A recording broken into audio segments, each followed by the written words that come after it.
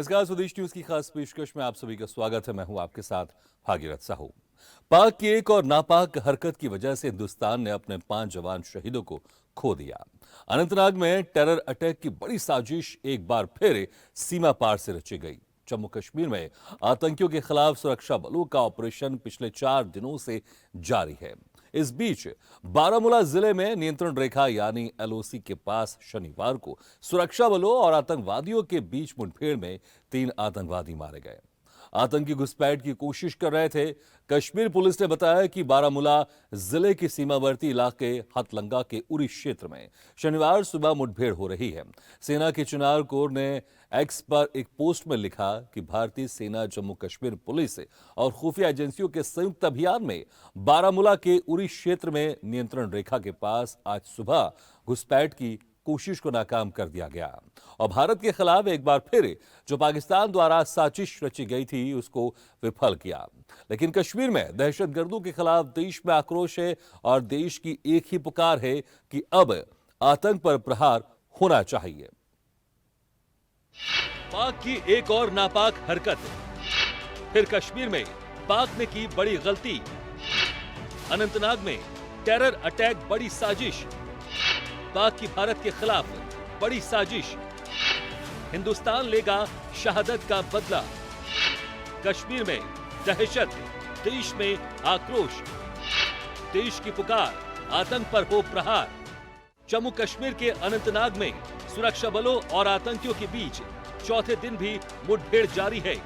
सेना, पुलिस और सीआरपीएफ व अन्य सुरक्षा एजेंसियों के जवान पूरी सतर्कता के साथ मैदान में डटे हुए हैं।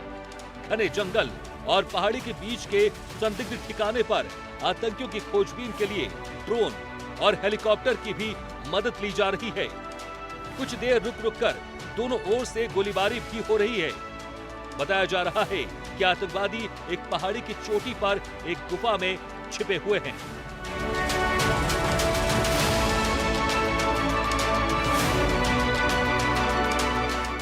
सुरक्षा बलों का कोकिरनाग के गड़ूल के वन क्षेत्र में तलाशी अभियान जारी है। सेना ने आतंकियों पर शिकंजा कसने के लिए पहाड़ी को घेर लिया है। इसके बाद भी गतिरोध जारी है। क्वाडकॉप्टर, ड्रोन व अन्य आधुनिक उपकरण से आतंकियों पर नजर रखी जा रही है। अभियान में पैरा कमांडो ने भी मोर्चा संभाल लिया है। घना जंगल और पहाड़ी इलाका होने के कारण इसे विशेष दस्ते को उतारा गया है।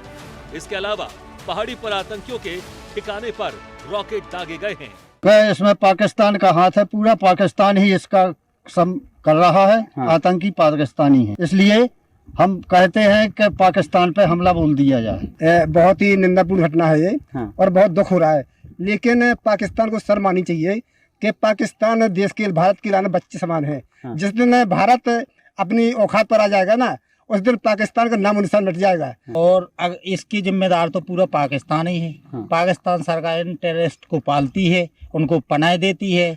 लेकिन इसमें भारत की जो अपने भारत के कैबिनेट मंत्री हैं, गृह मंत्री जी अमित शाह जी, उनको तत्काल एक्शन लेना चाहिए और इनका नामो निशान मिटा देना चाहिए पाकिस्तानियों को। कश्मीर की हालत खराब है, कश्मीर में चुनाव नहीं हो रहे हैं, कश्मीर अव्यवस्थित है और ऐसा लग रहा है कि सरकार सीमा पार से जो आतंकवाद है उसको रोकने में असफल रहे। ये केवल एक चुनावी है ना मुद्दा है असल में।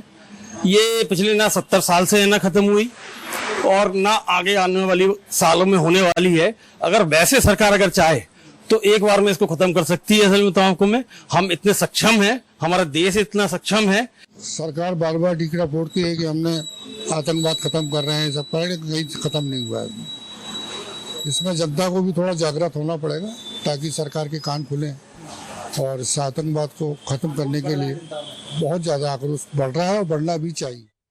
जम्मू कश्मीर के अनंतनाग में हमले में सेना के colonel Manpreet Singh, battalion commanding major Ashish Dhonak और जम्मू कश्मीर पुलिस के डीएसपी हुमायूं भट्ट के साथ ही सेना के 5 जवान शहीद हो गए। सेना के वीर जवानों की शहादत पर आज देश में आक्रोश है।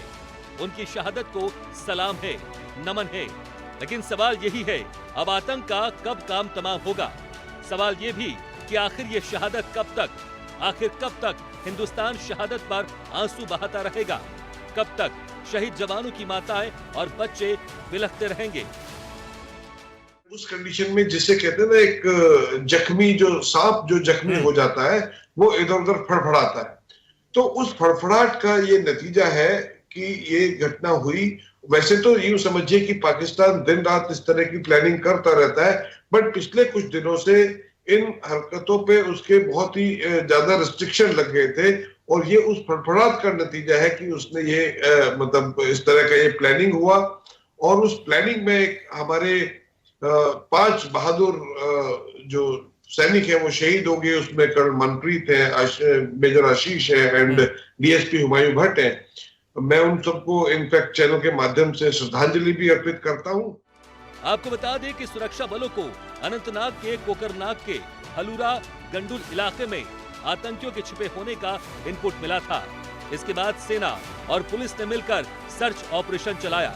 इसी दौरान आतंकियों ने सेना के जवानों पर गोलीबारी शुरू कर दी। इस हमले की जिम्मेदारी आतंकी संगठन द रेसिस्टेंस फ्रंट टीआरएफ ने ली है। टीआरएफ ने दावा किया है कि उसने पाकिस्तान की मस्जिद में मारे गए लश्कर कमांडर रियाज अहमद उर्फ कासिम की मौत का बदला लिया है।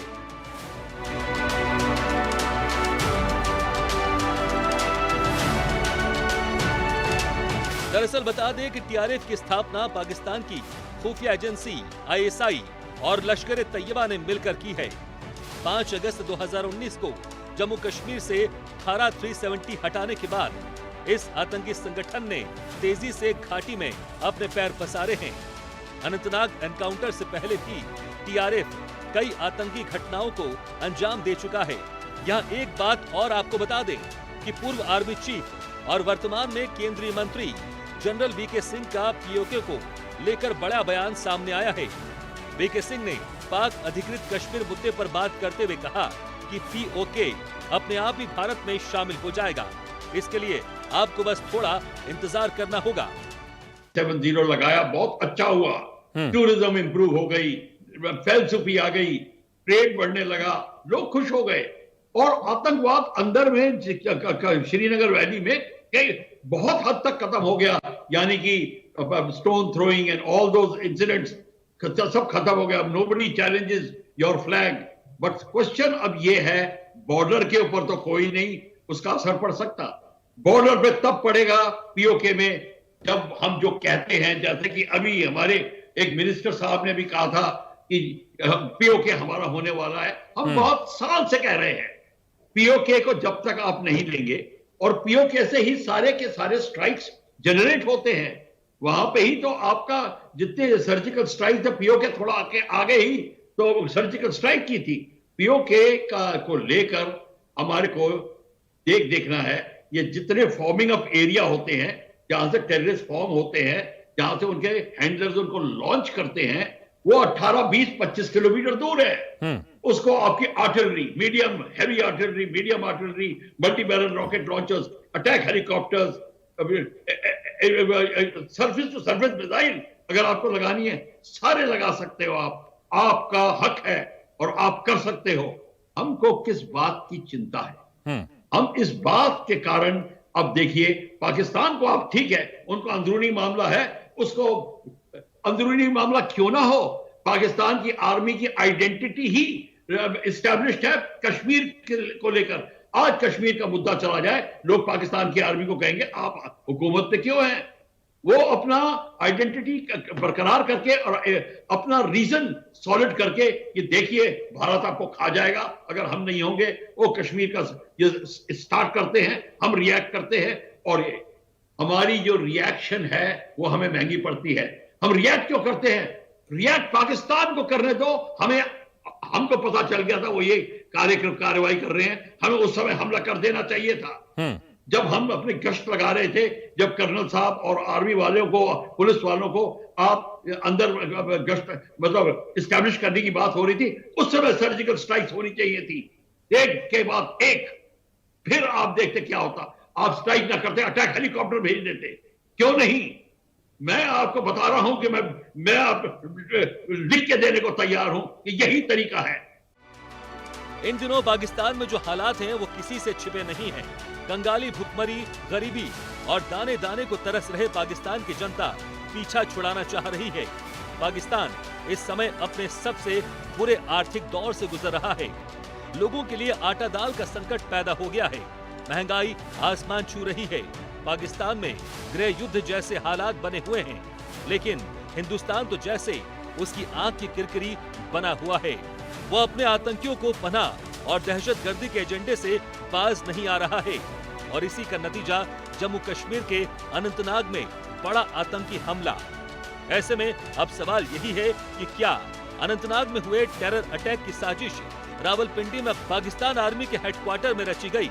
क्या यह आतंकी हमला भारत में G20 समिट की कामयाबी से पाकिस्तान की बौखलाहट का नतीजा है?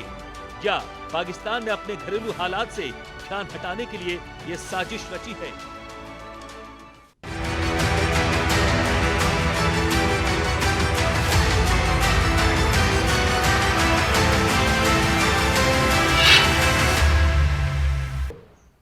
ऐसे ही वीडियो के लिए लाइक करें, शेयर करें, फॉलो करें और YouTube पर जाकर सब्सक्राइब करें और बेल आइकन को दबाना ना भूलें। और ताजा तरीन अपडेट के लिए swedeshlive.com पर जरूर जाएं।